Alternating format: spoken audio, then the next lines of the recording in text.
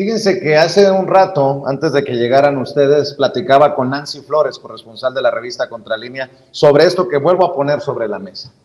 ¿Fue acaso el 68, el 2 de octubre del 68, el primer amaciato, la primera oportunidad de complicidad así de ese tamaño entre el gobierno y los medios de comunicación, Paco, Pepe? Lo pregunto porque hubo también la información, los medios de información que o invisibilizaron lo ocurrido en Tlatelolco o de plano mintieron. Y pienso en el pacto, por ejemplo, de los medios de comunicación, grandes medios de comunicación en tiempos de Calderón, ese pacto de silencio. Pienso, por ejemplo, cómo a través de los medios de comunicación el PRI logra llevar a la presidencia a Enrique Peña Nieto, y creo que hay muchos ejemplos en la historia, pero es, si acaso, el 68, el 2 de octubre del 68, la primera gran complicidad gobierno-medios de comunicación. Pepe, te pregunto. Sí, hay que entender que vivíamos una época muy autoritaria, en donde no se permitía ningún tipo de disidencia. Díaz Ordaz era el hombre autoritario, autócrata, represor por excelencia, y por eso pudo darse el lujo de permitir la intervención del ejército en Tlatelolco, ¿no? Haya sido que no haya sido el instrumento el propio Marcelino García Barragán o Luis Gutiérrez Oropesa, que era su jefe de Estado Mayor presidencial, pero con la ayuda del secretario de Gobernación en esa época, Luis Echeverría Álvarez. Todos ellos, gente declarada anticomunista. No es un calificativo externo. Ellos se reconocían así como enemigos de las ideas exóticas que se supone habían adoptado los líderes del movimiento estudiantil, a imitación del movimiento estudiantil de Francia, del mayo del propio 68, o de otros países, ¿no? Hubo una exposición en Tlatelolco, justamente hablando de los movimientos estudiantiles en decenas de países del mundo. Entonces México no fue la excepción, pero se actuó de esa manera. A mí parece que la relación gobierno, ejército, medios, tuvo manifestaciones que ahora podrían mover a la risa, pero fueron realmente trágicas.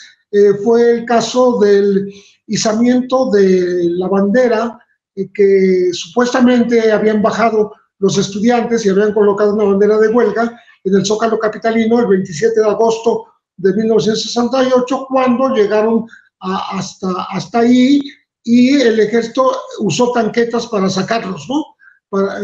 Los desalojó. Yo estaba ahí. Entonces, al día siguiente llevaron a burócratas para desagraviar a la bandera, y los burócratas empezaron a decir: somos borregos, o sea, no vamos por nuestra voluntad, fuimos obligados porque eran burócratas, ¿no? Y lo curioso es que hay una anécdota que recoge el periodista historiador Jacinto Rodríguez Munguía, en donde pone al que era gerente, director de la prensa, la cooperativa de la prensa en aquella época, de Mario Santaella, cuando le habla a Luis Echeverría personalmente como secretario de Gobernación, y le dice: oye Mario, ya sabes que los estudiantes subieron una bandera rojinegra, una bandera de huelga, a la hasta bandera en el Zócalo capitalino. A ver, déjame checar, yo tengo ahí un enviado. Ese enviado se llamaba Mauro Jiménez Lascano, que después fue jefe de prensa de Echeverría, pero bueno, en ese momento era reportero de la prensa, y le dice a Santaella: señor, estoy aquí parado frente al asta de la bandera y está el lábaro patrio, el tricolor, no hay ninguna bandera de huelga. ¿Qué pasó? Echeverría se equivocó de hora, todavía no ocurría lo que iba a ocurrir, que alguien iba a poner esa bandera rojinegra para criminalizar a los estudiantes y decir que eran antipatriotas, ¿no? Entonces, son, digo, cosas que moverían a risas si no fueran tan trágicas, ¿no? Porque desembocarían en una violencia terrible. Ya había ocurrido el bazucazo también en la preparatoria, en el centro de la ciudad, por parte de soldados. Y bueno, desgraciadamente, creo, como decía Paco, hay que refundar un ejército que tenga buena relación, buen contacto con la sociedad, que realmente responda a lo que se dice que es un ejército pueblo, porque no es igual que los ejércitos de Chile o de Argentina, que eran más o ya desde el principio, desde su fundación, eran fundados de una manera elitista. En México derivan de la Revolución Mexicana, y por tanto son gente de la sociedad, de la base de la sociedad. Aquí no hay aristocracia, vamos a decir, aristocracia militar.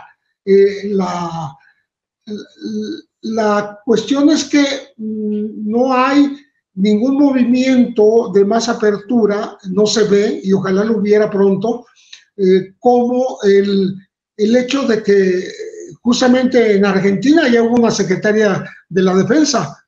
En Chile ha habido movimientos en ese sentido. En México no hay ni siquiera una generala, y por tanto en este momento no puede haber, aunque quisieran poner una secretaria de la defensa, no pueden, porque no existe una mujer con el título de general.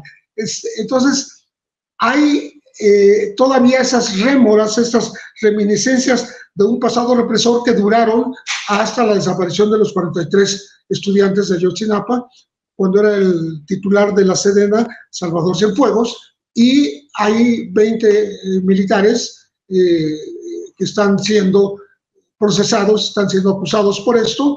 Y bueno, hay que entender que la institución no son los hombres, que los hombres pueden cometer errores graves y que se les castigue, y no hay ningún problema en eso. Eso no va a demeritar la imagen del ejército, que todavía, como decías hace rato, Vicente, tú decías que hay un respeto por el ejército. Una de las cosas que más respeta a la sociedad es el ejército. Bueno, que se conserve respetando los derechos humanos, que se conserve evitando cualquier contaminación con actividades ilícitas como las del narco.